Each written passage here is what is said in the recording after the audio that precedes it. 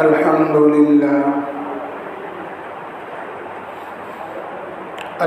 لله نحمده ونستعينه ونستغفره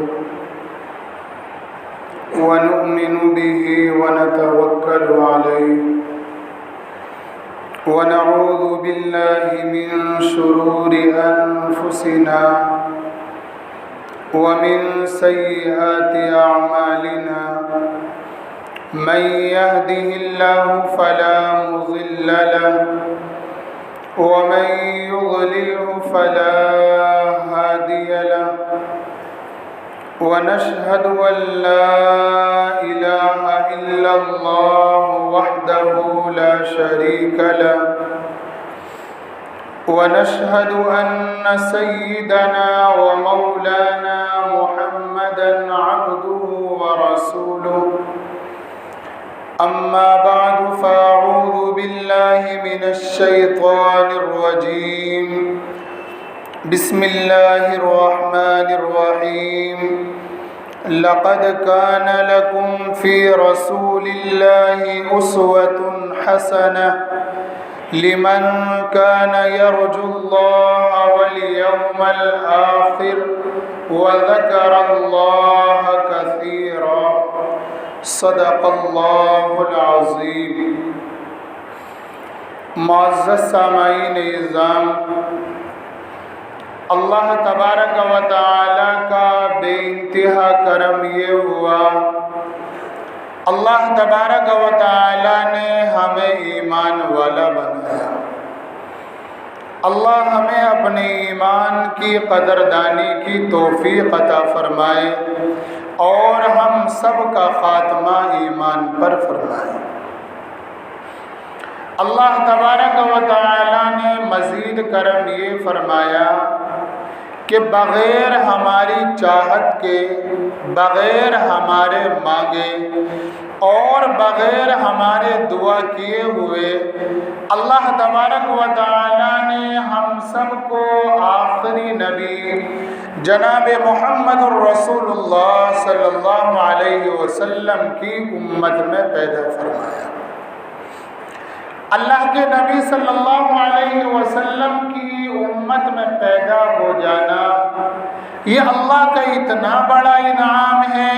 کہ اگر پوری زندگی اس کا شکر ادا کیا جائے تو کم ہے۔ انبیاء علیہ السلام نے اللہ سے دعائیں کی ہیں آخری نبی کی امت میں پیدا ہونے کی، لیکن اللہ تبارک و تعالی نے ہمیں بغیر دعا کے آخری نبی کی امت میں پیدا فرما دیا۔ آخری نبی کا امتی اللہ نے ہمیں بنایا تو اب ہماری کچھ ذمہ داریاں ہیں۔ اللہ تبارک و تعالی نے 1,24,000 انبیاء علیہ السلام کو دنیا میں مبعوث فرمایا۔ ایک وقت میں کئی نبی دنیا میں رہتے تھے۔ اللہ تبارک و تعالی جو کتاب، جو شریعت، جو احکام اور جو طریقہ انبیاء علیہ السلام کو دے کر بھیجا کرتا، انبیاء علیہ السلام اپنی قوموں کو اس کتاب اور شریعت کی روشنی میں اللہ تبارک و تعالی کی توحید اور اپنی نبوت سمجھایا کرتے تھے، اور یہ کام اللہ تبارک و تعالی نے نبیوں کے ذمے لگایا تھا۔ لیکن جب ہمارے نبی دنیا میں تشریف لے آئے تو ہمارے نبی کے دنیا میں تشریف لانے کے بعد اب کسی نبی کی کوئی ضرورت نہیں۔ اللہ کے نبی جب دنیا میں موجود رہے اس وقت بھی ہمارے نبی تنہا رہے، اور قیامت تک اللہ کے نبی صلی اللہ علیہ وسلم کی نبوت ہی رہے گی، اور اللہ نے جو آپ کو شریعت اور کتاب عطا فرمائی ہے اب قیامت تک اسی کے اوپر عمل کیا جائے گا۔ گزشتہ انبیاء علیہ السلام کو جو کام اللہ تبارک و تعالی نے سونپا تھا آخری نبی کی امتی ہونے کے صدقے میں اللہ نے وہ کام ہمیں بھی عطا فرمایا ہے۔ اللہ کے نبی صلی اللہ علیہ وسلم نے قرآن پڑھ کر سنایا، حالانکہ قرآن سے پہلے توریت ہے، انجیل ہے، زبور ہے، صحیفے ہیں، لیکن توریت کو پڑھنا، زبور کو پڑھنا، انجیل کو پڑھنا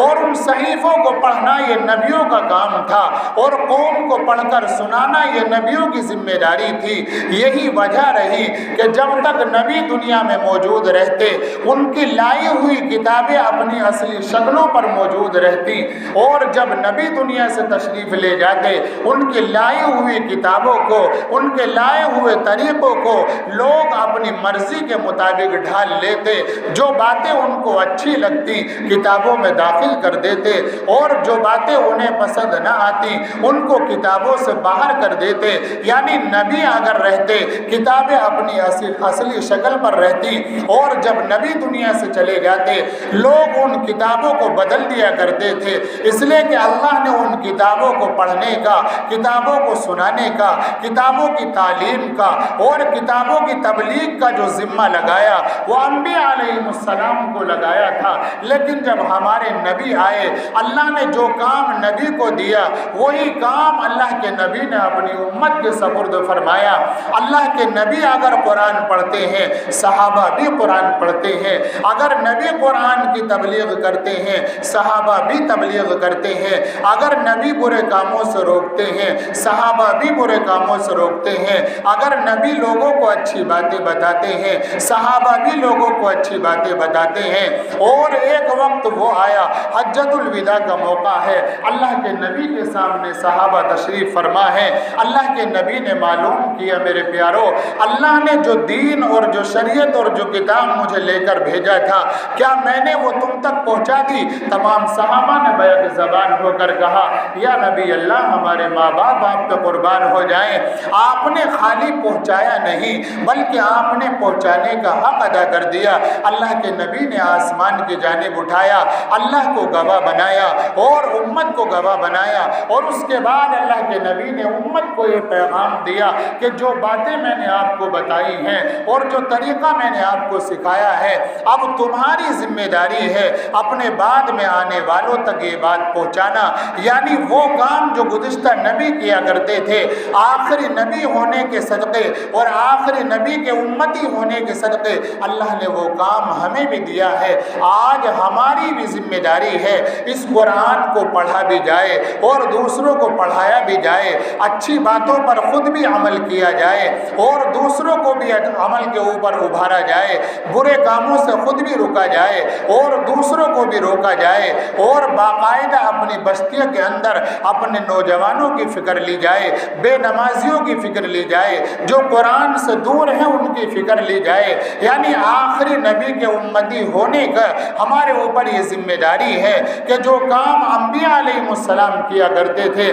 وہ کام ہمیں کرنے ہیں، اور آج ہماری غفلت ان کاموں کے اندر بڑھتی جا رہی ہے۔ اسی کا نتیجہ ہے کہ آج ہر بستی کے اندر کوئی گاؤں ہو، شہر ہو، قصبہ ہو، آپ کوئی ایک بتاؤ جہاں جرم نہیں کیے جا رہے، گناہ نہیں کیے جا رہے، جہاں نوجوان شراب کے عادی نہ ہو رہے ہو، جہاں نوجوان جوا نہ کھیل رہے ہو، جہاں نوجوان زنا کی جانب نہ جا رہے ہو۔ اس کی وجہ محض یہی ہے کہ ہمارے ذمہ جو اللہ نے کام لگایا تھا اس کام سے ہم نے غفلت برتنی شروع کر دی، اور اس کام کے اندر ہم نے سستی سے کام لینا شروع کر دیا۔ آج ہم نے نوجوانوں کی فکر چھوڑ دی، آج ہم نے اپنے پڑوسیوں کی فکر چھوڑ دی، آج ہم نے اپنی اولاد کو دیندار بنانے کی فکر چھوڑ دی۔ تو یہ کام ہمیں اپنانا ہے۔ اللہ کے نبی کے امتی ہونے کے صدقے جو کام اللہ نے ہمارے ذمہ لگایا ہے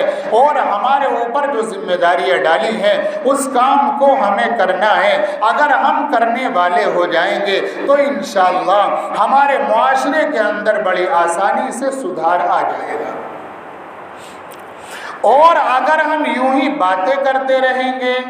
ایک دوسرے کے ساتھ بیٹھ کر ہم گپ شپ کرتے رہیں گے اور دوسروں کے بارے میں باتیں کرتے رہیں گے، اس سے سدھار نہیں آئے گا۔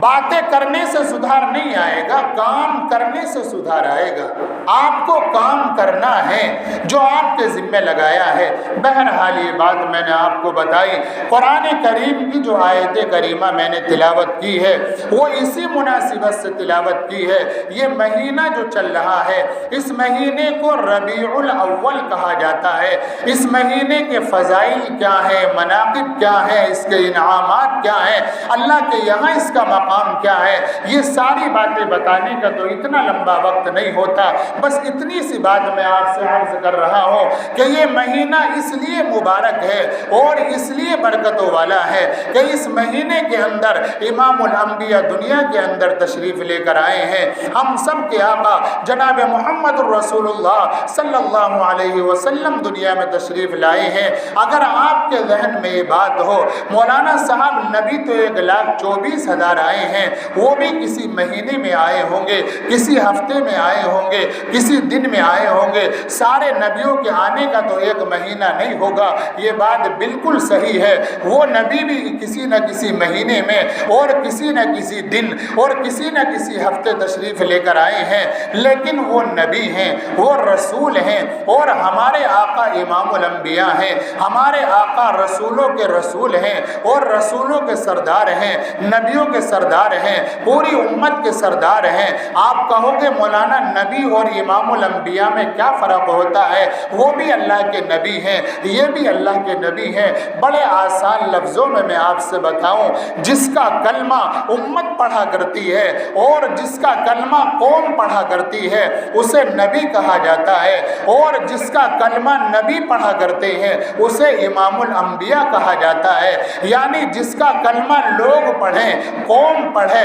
امت پڑھے اسے نبی کہتے ہیں، اور جس کا کلمہ خود نبی پڑھیں ان کو امام الانبیاء کہا جاتا ہے۔ جن کی ابتدا قوم کرتی ہے، جن کی ابتدا امت کرتی ہے اسے نبی کہا جاتا ہے، اور جس کی ابتدا خود نبی کیا کرتے ہیں انہیں امام الانبیاء کہا جاتا ہے۔ جس کے اوپر ایمان امت لائے اسے نبی کہا جاتا ہے، اور جس کے اوپر ایمان خود نبی لے کر آئے انہیں امام الانبیاء کہا جاتا ہے۔ اور یہ بات آپ کی سمجھ میں آ گئی ہوگی، جس کے اوپر نبی ایمان لے کر آئے انہیں امام الانبیاء کہا جاتا ہے، اور جس کے اوپر امت ایمان لے کر آئے انہیں نبی کہا جاتا ہے، اور جس کے اوپر امت بھی ایمان لائے، نبی بھی ایمان لائے انہیں امام الانبیاء کہا جاتا ہے۔ اور جن کی ابتدا خالی امت کرے اسے نبی کہا جائے گا، اور جن کی ابتدا نبی بھی کریں، امت بھی کریں انہیں امام الانبیاء کہا جائے گا۔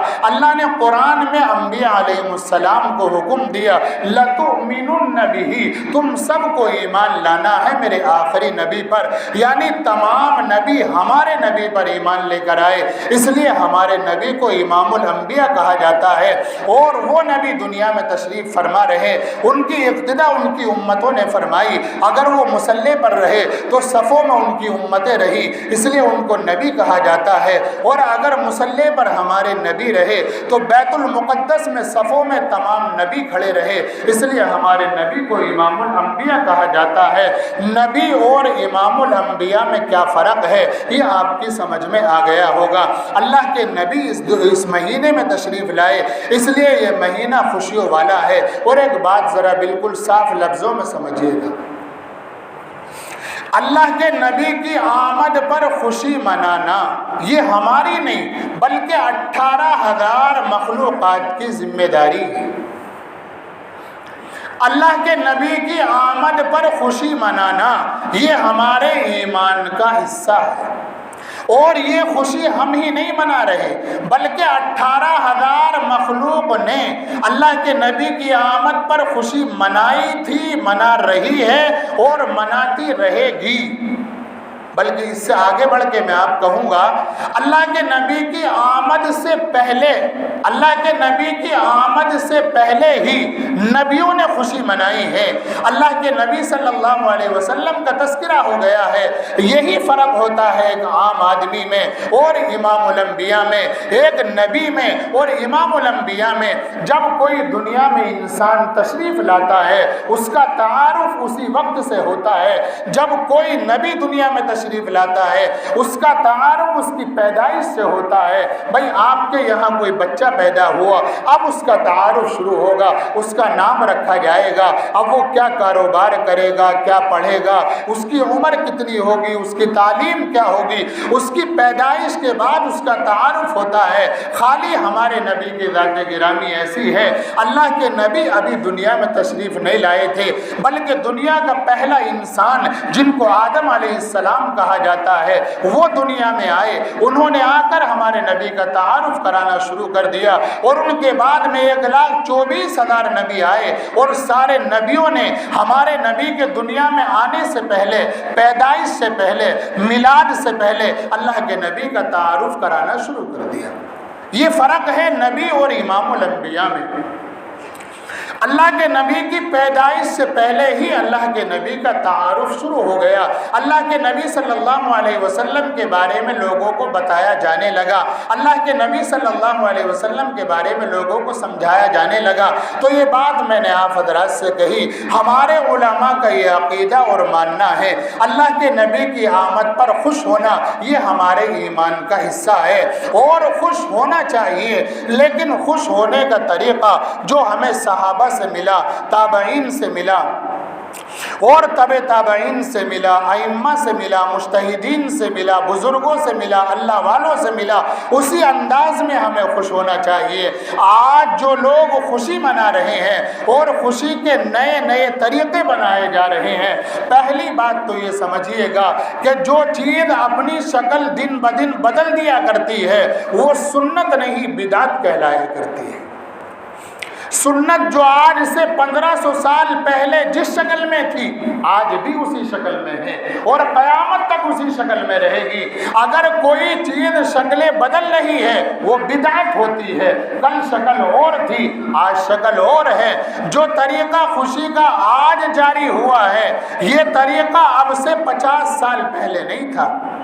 اور میلاد کی خوشی منانے کا جو بھی دنیا میں بھونڈا طریقہ رائج ہوا اللہ کے نبی کی ہجرت کے 600 سال کے بعد شروع ہوا۔ ایمانداری سے بتاؤ، اور آج بھی پورے جزیرہ عرب میں یہ طریقہ آپ کو نہیں ملے گا، پورے جزیرہ عرب میں۔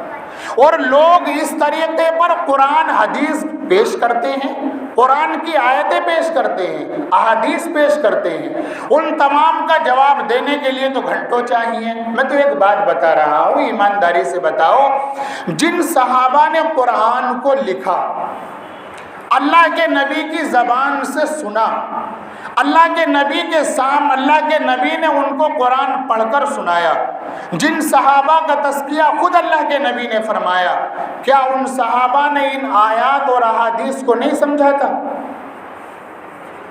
جو آج میلاد کی خوشی کا نیا طریقہ رائج کر کے قرآن و حدیث پیش کرتے ہیں، کیا یہ قرآن حدیث صحابہ کی سمجھ میں نہیں آئے تھے؟ بتاؤ ایمانداری سے۔ یہ آج کے لوگ صحابہ سے زیادہ قرآن سمجھتے ہیں، آج کے لوگ صحابہ سے زیادہ حدیث سمجھتے ہیں۔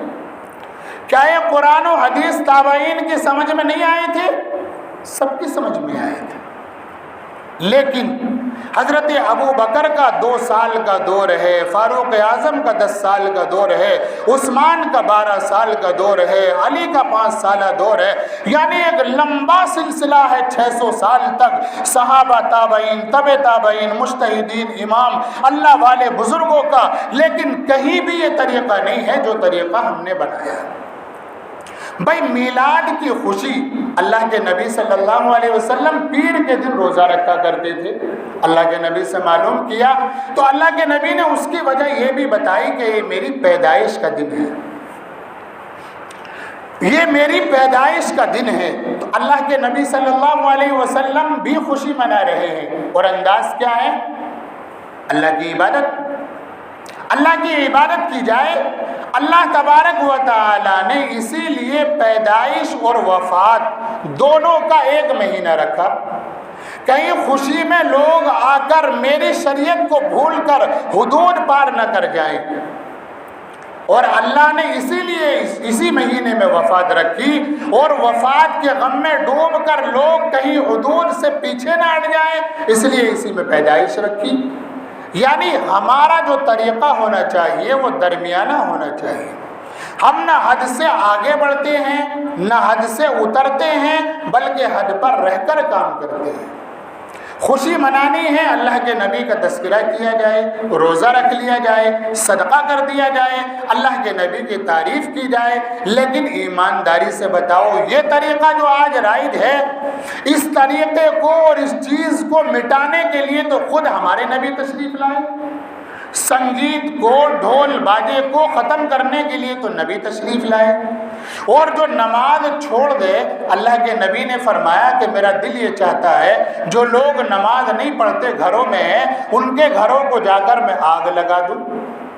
اور لوگ اس خوشی منانے کے چکر میں ایسا نکلتے ہیں کہ ان کی نمازیں ختم ہو جاتی ہیں۔ ایمانداری سے بتاؤ یہ طریقہ خوشی کا صحابہ کے یہاں نہیں ہے، تابعین کے یہاں نہیں ہے، تبع تابعین کے یہاں نہیں ہے۔ ہاں یہ مہینہ ہمارے نبی کی پیدائش کا ہے، تو اللہ کے نبی کا تعارف ہمیں ہونا چاہیے، ہمیں معلوم ہونا چاہیے نبی کا نام کیا ہے، نبی کی بیویاں کتنی ہیں، نبی کی اولاد کتنی ہے، ان کے نام کیا ہیں، آپ کے چچا کتنے ہیں، آپ کی پھوپھیاں کتنی ہیں، آپ کے والد کا نام کیا ہے، والدہ کا نام کیا ہے، دادا کا نام کیا ہے، دادی کا نام کیا ہے، نانا کا نام کیا ہے، نانی کا نام کیا ہے، اللہ کے نبی کی عمر مبارک کتنی ہوئی ہے، اللہ کے نبی مکے میں کتنے سال رہے، مدینے میں کتنے سال رہے، اللہ کے نبی کے اوپر قرآن کتنے سال میں نازل ہوا۔ اللہ کے نبی کا یہ مکمل تعارف اگر اس مہینے کے اندر بیان کر دیا جائے کوئی مذائقہ نہیں ہے،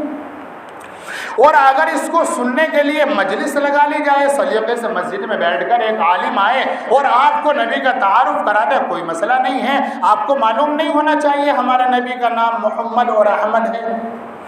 آپ کو معلوم نہیں ہونا چاہیے آپ کی والدہ کا نام آمنہ ہے، آپ کو معلوم نہیں ہونا چاہیے ابو کا نام عبداللہ ہے، آپ کو معلوم نہیں ہونا چاہیے دادا کا نام عبد المطلب لقب ہے، شیب عبد الحمد ہے نام، لقب عبد المطلب ہے، آپ کو معلوم نہیں ہونا چاہیے آپ کی بیٹیاں 4 ہیں اور آپ کے بیٹے 3 ہیں، بیٹی بڑی زینب ہے، رقیہ ہے، ام کلثوم، فاطمہ ہے، قاسم ہے، طاہر ہے اور ابراہیم ہے، یہ معلوم نہیں ہونا چاہیے۔ آپ کے چچا 9 ہیں، 2 ان میں صحابی ہیں، یہ آپ کو معلوم نہیں ہونا چاہیے صحابی کون سے ہیں، عباس اور حمزہ ہیں۔ آپ کی 11 بیویاں ہیں، یہ آپ کو معلوم نہیں ہونا چاہیے۔ آپ کی نانا کا نام واب ہے، نانی کا نام برہ ہے، دادی کا نام فاطمہ ہے، یہ آپ کو معلوم نہیں ہونا چاہیے۔ اللہ کے نبی نبوت کا اعلان کرنے کے بعد 13 سال مکے میں رہے اور 10 سال آپ نے مدینے میں گزارے، یہ جملہ سنا آپ نے، نبوت کا اعلان کرنے کے بعد۔ کچھ لوگ یہاں یہ غلطی کر دیتے ہیں کہ نبوت ملنے کے بعد، اللہ کے نبی تو پیدائشی نبی ہیں، ہمارے نبی پیدائشی نبی ہیں۔ آدم علیہ السلام بھی اس وقت نبی نہیں تھے بلکہ پیدا بھی نہیں ہوئے تھے جب ہمارے نبی تھے۔ اللہ نے دنیا کو بنانے سے 2000 سال پہلے قرآن پڑھا، یاسین والقرآن الحکیم، اور اللہ اس وقت کہہ رہا انک لمن المرسلین۔ اللہ کے نبی کی رسالت تو جب بھی تھی، تو اعلان نبوت کے بعد کچھ لوگ کہتے ہیں نا 40 سال کی عمر میں نبوت ملی، نہ، غلط بالکل، نبی تو پیدائشی نبی ہیں، 40 سال کی عمر میں اعلان نبوت ہوا، اعلان نبوت ہوا ہے۔ تو اعلان نبوت کے بعد 13 سال میرے آقا مکے میں رہے اور 10 سال میرے آقا مدینے میں رہے، اور اللہ کے نبی کی جو 23 سالہ زندگی ہے اعلان نبوت کے بعد میں، اس 23 سالہ زندگی میں میرے آقا کے اوپر کیا حالات آئے ہیں اور اللہ کے نبی نے کیسے دعوت کا کام کیا ہے، یہ ہمیں معلوم ہونا چاہیے۔ اللہ کے نبی نے 11 شادیاں فرمائیں، لوگ ان شادیوں کو لے کر اعتراض کرتے ہیں، یہ ہمیں معلوم ہونا چاہیے کہ جب میرے آقا کی عمر 25 سال ہے اور ابھرتی ہوئی جوانی ہے، اس وقت میرے آقا نکاح فرما رہے ہیں 40 سال کی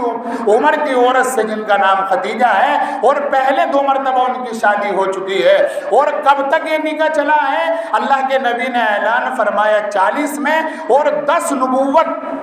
یعنی اعلان نبوت کے 10 سال بعد اماں خدیجۃ الکبریٰ دنیا سے تشریف لے گئی ہیں، اور جب تک اماں خدیجہ نکاح میں رہی آپ نے دوسرا نکاح نہیں فرمایا۔ بھائی اگر شہوت کی وجہ سے کوئی نکاح کرے گا زیادہ تو وہ جوانی میں کرے گا نا، یہ بڑھاپے میں کرے گا؟ بتاؤ ایمانداری سے۔ بھائی 40 سال میں اعلان نبوت، 10 سال کے بعد اماں خدیجہ دنیا سے جا رہی ہیں، تو باقی نکاح 50 کے بعد کیے جا رہے ہیں۔ معلوم یہ ہوا یہ نکاح جو کیے جا رہے ہیں اللہ کے نبی نے خود نہیں کیے، اللہ نے کہا کہ کریے آپ، اور اللہ نے اتنا کہا کہ باقاعدہ حضرت اماں عائشہ کا تو فوٹو جبرائیل جنت سے لے کر آئے کہ یہ لڑکی ہے، آپ کو اس سے نکاح کرنا ہے۔ میرے آقا نے خود اپنی شہوت کے لیے نہیں، لوگ اعتراض کرتے ہیں مسلمانوں کے پاس جواب نہیں ہوتا، وہ خاموشی سنتے ہیں۔ یہ معلوم ہونا چاہیے ہمیں، اپنے نبی کا مکمل تعارف ہمیں ہونا چاہیے۔ بھائی اس کی کوشش کریں گے آپ نبی کے بارے میں مکمل جانکاری حاصل کریں، اللہ کے نبی کی سیرت کو پڑھیں، اللہ کے نبی کی سیرت کو سنیں، اور پڑھنے اور سننے کے بعد پھر عمل کریں۔ اللہ عمل کی توفیق عطا فرمائے۔ وآخر دعوانا الحمدللہ۔